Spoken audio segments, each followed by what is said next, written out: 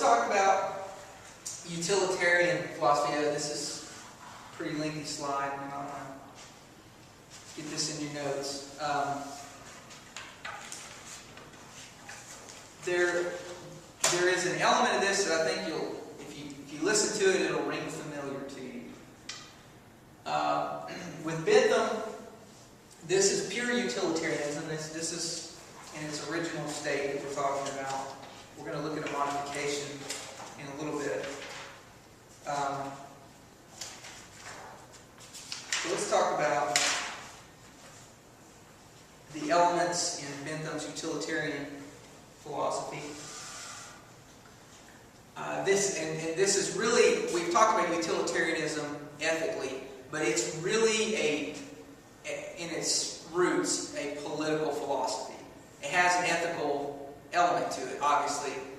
You're kind of always going to have the twain meeting, all right? But in this instance, it's really in its core, it is very much a political philosophy.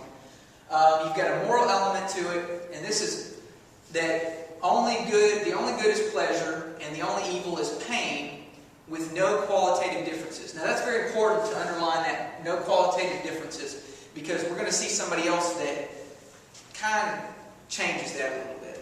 Alright? He disagrees. Okay, there's a psychological element with Bentham. That's all people seek to satisfy their desires to the fullest in the most efficient manner. Why are all of you sitting here in class today? Why are you here? I'm here to get credits. To get credits. Okay, but there's a bigger goal than that. For a better job to support my family.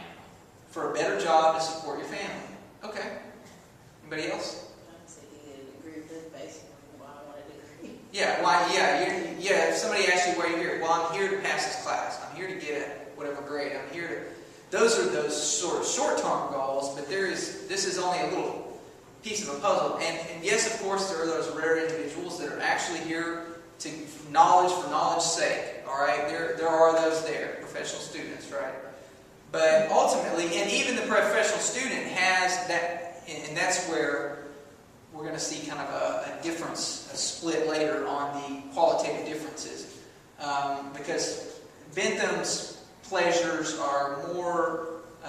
He's kind of got more of a carnal pleasure in mind. He's not really thinking so much of intellectual pleasure. But the educational element here is that education would eliminate superstition and ignorance and would produce an enlightened citizenry. Now, I have a question though. I got to ask, and I haven't mentioned that, I don't think, in this class. That does sound right to us. You know, the more educated we are, the more we'll understand, and the better citizens, we'll have. But let me ask you something. When in history has there ever been any more technology or knowledge? Has there ever been a time in history that was more knowledgeable, had more technology than 2010? Has there been? No. Okay. But when in history have we ever seen children going to school and murdering children? Well, something's not matching here. I've only been here 20 years. Okay.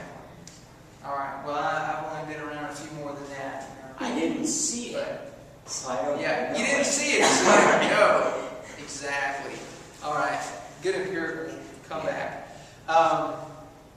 It sounds good in theory, and then we have all this wonderful knowledge. And, one day I had friends when I was in college that were from Zambia, country in Africa, and they were training here, getting their degrees here, and then going to go back to teach in their home country. And one day I asked the wife, the couple, I said, what do you think about it? She was studying, she was doing children's stuff, but she was studying like counseling psychology as part of her studies, basic coursework in college.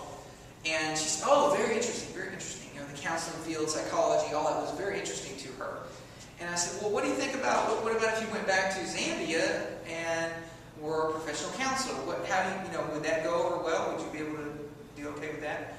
And she just kind of, sort of perplexed, like, well, you mean like that's her only job, And I was like, yeah, well, if you went back and you did that professionally in your home country, how would you feel? What would you think about doing that? And she said, no, she said, if you were, all you did was a counselor, if that's the only job you had in Zambia, you would starve to death.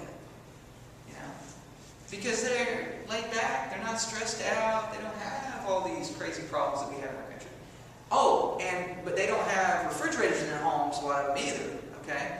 And they don't have, they can't go jump in their Honda or Toyota and drive to wherever or hop on their motorcycle or, they don't have these things. They're not watching TV. In fact, one of the things, they were amassing these things, trying to take them back with them, and I don't think that was going to work out too good, but like refrigerators, extra things like that, because those were big commodities where they were from. So, sometimes there's a little bit of irony in that educational philosophy that a lot of us have. If we just all knew more, knowing more isn't fixing it. There's something missing. Okay, economic element is that capitalism is the practice of the principle of utility, and therefore produces the greatest good for the greatest number. So he was very much a capitalist, all right? And that's the direction that our country was heading in. Now, we had different levels and stages, as we'll see in a minute. We had pretty much all of the stages, except we haven't had communism in our country, which I hope that we don't. But we definitely are seeing a lot more government control.